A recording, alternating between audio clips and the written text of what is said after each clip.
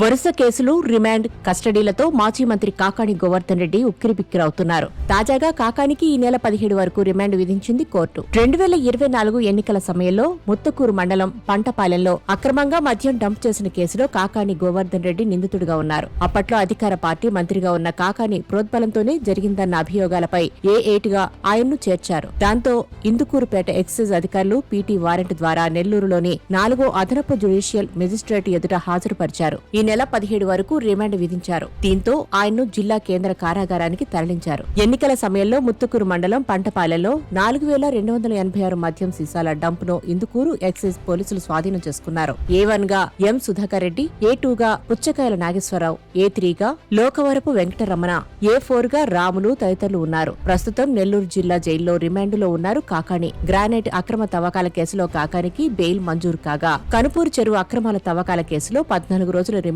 విధించింది. సర్వేపల్లి రిజర్వాయర్లో గ్రావెల్ అక్రమ తవ్వకాలు, అనుమతుల కోసం అక్రమ మార్గాలు అనుసరించడం, ఎంపీ మాగుంట శ్రీనివాసులరెడ్డి సంతకం ఫోర్జరీ తదితర ఆరోపణలపై నమోదైన కేసులో కాకాని A2 గా ఉన్నారు. ఈ కేసుతో కలిపి కాకానిపై మొత్తం 6 కేసుల్లో రిమాండ్ విధించినట్లయింది. ఇప్పటికీ 3 కేసుల్లో రిమాండ్ ముగిగా ఓ కేసులో బెయిల్ మంజూరైంది.